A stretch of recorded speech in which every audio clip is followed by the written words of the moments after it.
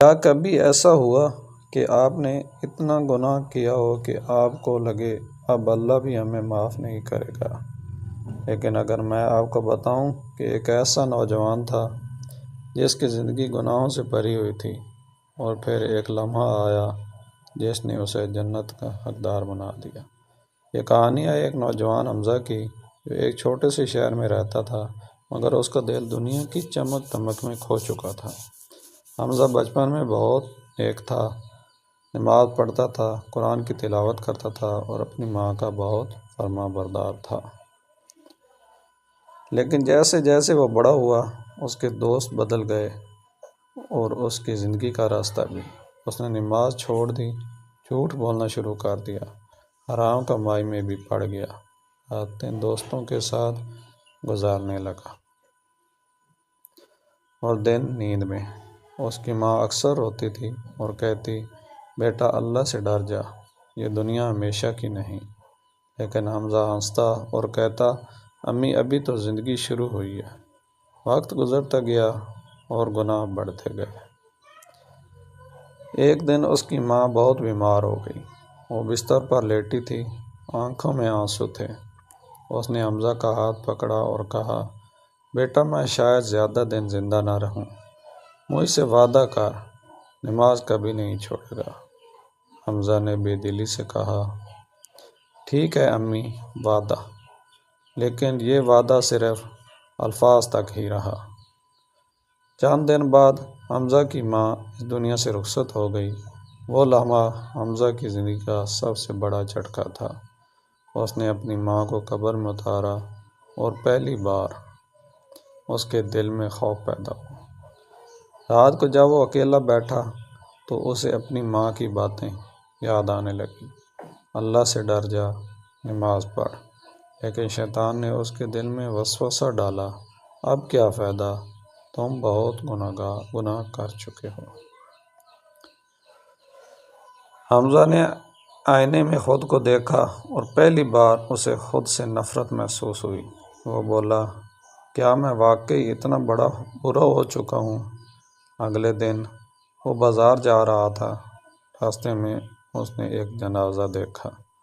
لوگ رو رہے تھے اور کہہ رہے تھے، وہ بہت نیک انسان تھا۔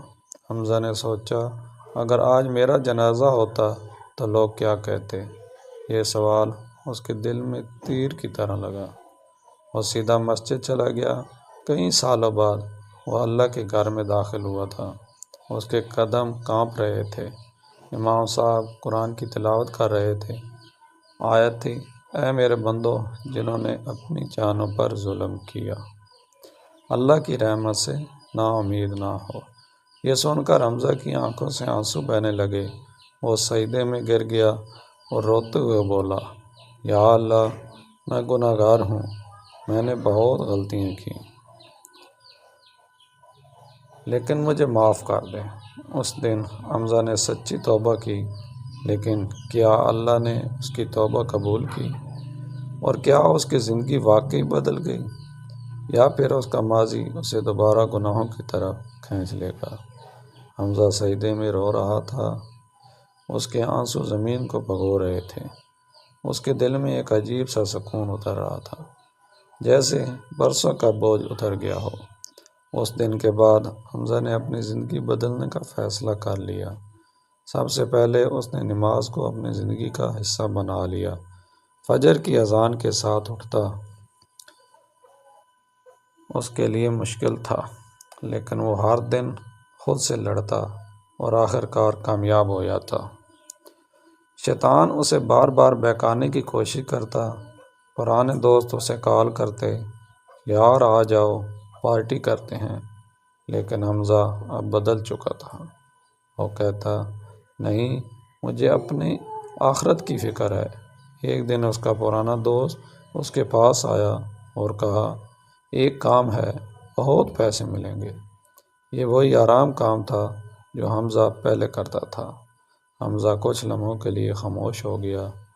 دل میں جنگ شروع ہو گئی، پیسے یا اللہ کی رضا۔ آخرکار حمزہ نے کہا، میں نے اللہ سے وعدہ کیا ہے، میں دوبارہ گناہ کی طرف نہیں جاؤں گا۔